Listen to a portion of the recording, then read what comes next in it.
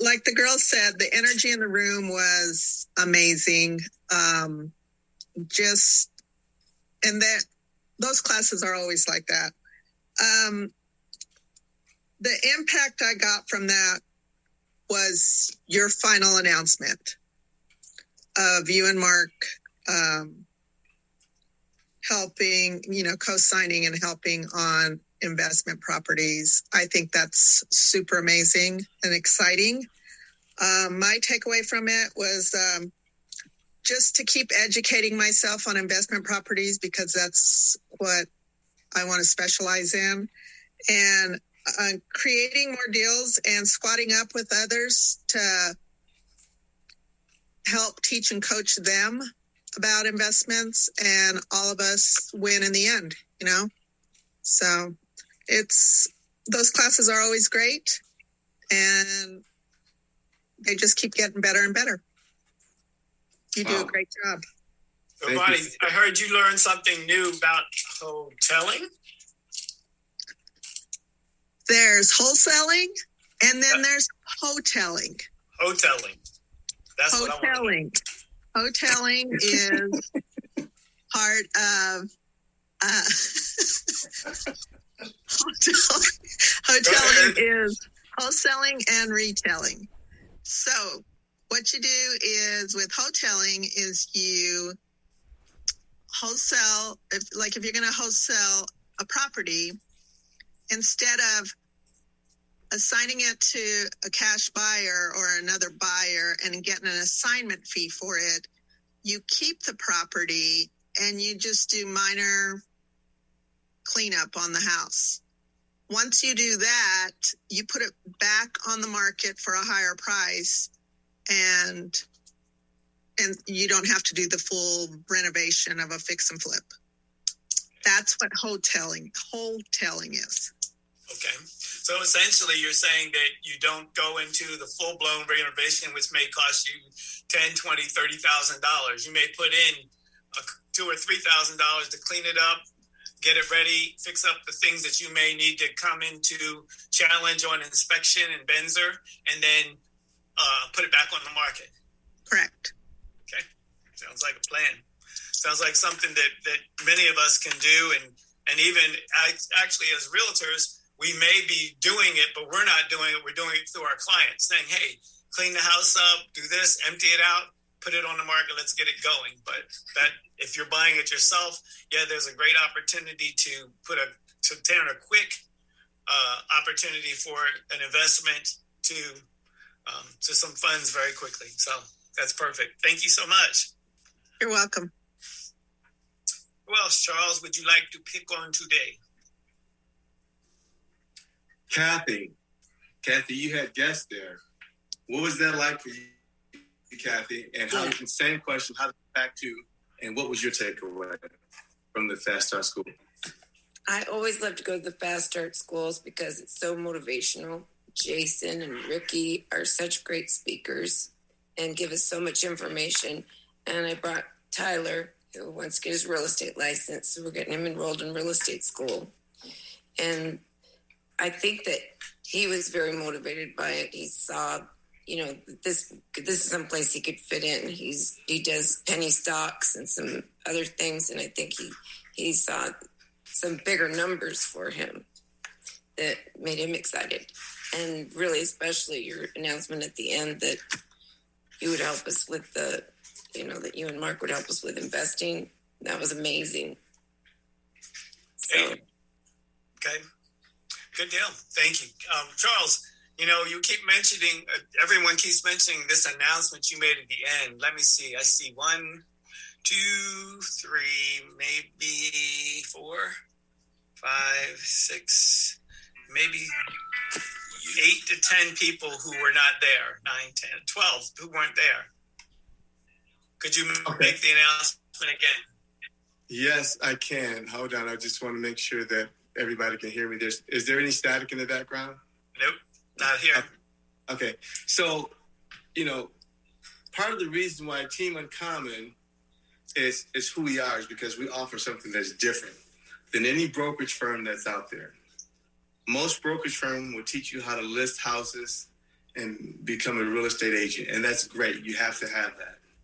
But our goal and objective is to help everyone create generational wealth. And, Mark and I have been doing this for, I've been at this for 30 years.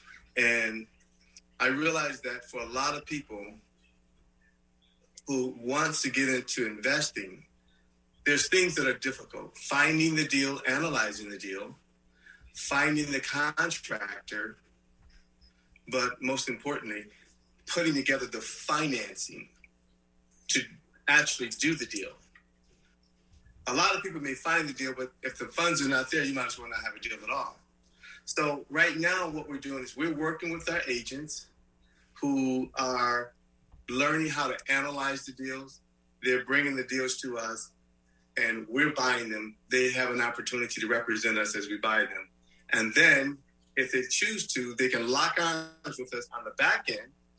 And that means locking arms means like Bonnie did on one of the deals that she did. She brought us a deal, and we bought it, and Bonnie just locked arms, and she learned a lot because she was there when we were negotiating with the contractors, working with the contractors, working with the vendor, everything that came along with being an investor and managing the deal.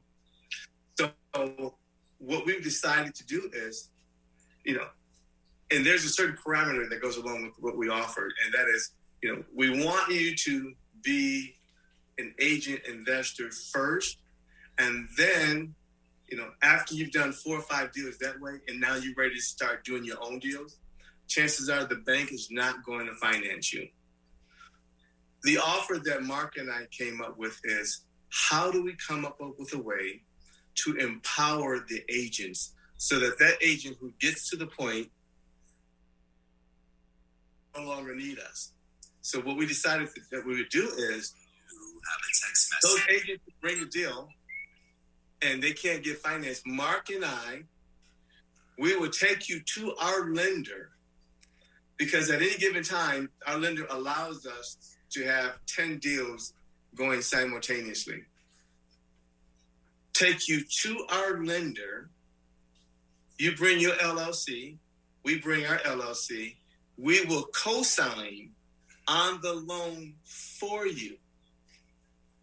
What that will do is, after you've done 3 to 4 deals, and that lender sees that you have the ability to pay back the money, you're at the point to where you no longer need us. And that's the goal, to get you to the point to where you're self-sufficient, you're standing on your own feet. God forbid something should happen to Mark, you're powerful in your own way, and you can go out and you can create the world that you want to live in. And you don't have to depend upon anybody. Every parent wants to see their child do better than what they've done. Well, when Mark and I started this 30 years ago, we didn't have anybody willing to do this for us. So this is our way of giving back to the members of Team Uncommon. And Kathy, that's what makes us so unique. That's what makes us different, because there's no competition here. One of the lenders said this to me. He said, Charles, essentially what you're doing is you're creating your own competition. And I says, no, I'm not creating competition. We're creating collaboration. God did not create us to be competitors against one another. He created us to be co-creators, to create the world that we want to live in and make a world of difference for other people. So there is no competition, because think about this. If I'm in competition with you, I can never come to you and ask you for help. Why? Because I'm your competition. But we don't have competition. But if we have collaboration, I can go to you and you can come to me, because in collaboration, we work together so that each person achieves more. And that's what teamwork is all about. So that is what the announcement was. That is, Mark and I, we will co-sign on the deal. The deal's got to make sense. We're going to analyze the deal with you. And if the deal makes sense, we'll co-sign the deal and we will walk you through the process. We'll still hold in your hands, because ultimately we're responsible for that loan also. We are ultimately responsible for it. So here's a way in which we can make you powerful in your own way and go out and create a world that you can make a world of difference in. That's it in a nutshell, guys. You have a text message. That's pretty phenomenal in the fact that, just as we said, we don't go into this business to be competitors, but to collaborators. And, you know, there's wisdom in the fact that when two agree on anything, you can do anything. That works well in partnerships. That works well that when you're walking together in the same pattern, doing the same things on the same direction, that you can be powerful. We want to continue the power that we have as a team. We have grown into what others call a mega team. I don't know. I just don't see it as a mega team from a perspective of that we're so big. I believe that we're big enough to do the job, but we're small enough to touch every heart and every person who's involved in this opportunity to move forward. Charles, you've been called and been as team leader, you've been told by several others that we are a mega team. First of all, first question, why do they consider us a mega team? Second of all, do you consider us a mega team, and what do you think about that? I've never seen us as a mega team.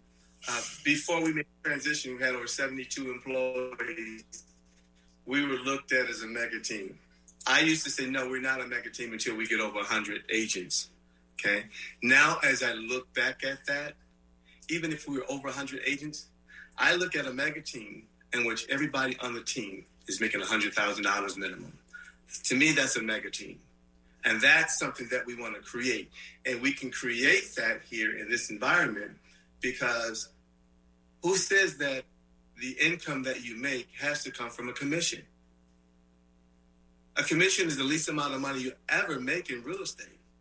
But what we're teaching, what makes us mega is in our thinking. What makes us mega and what it is that we do. So, you know, I talk about this, you know, from the stage often. There's so many agents who retire and they retire flat broke because, you know, typically agents eat what they kill. But what makes us mega is the whole investing, you know, just wrapping our mind around that piece.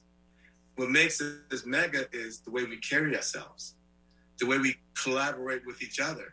If you guys can remember our 4 C's, the first C was competency.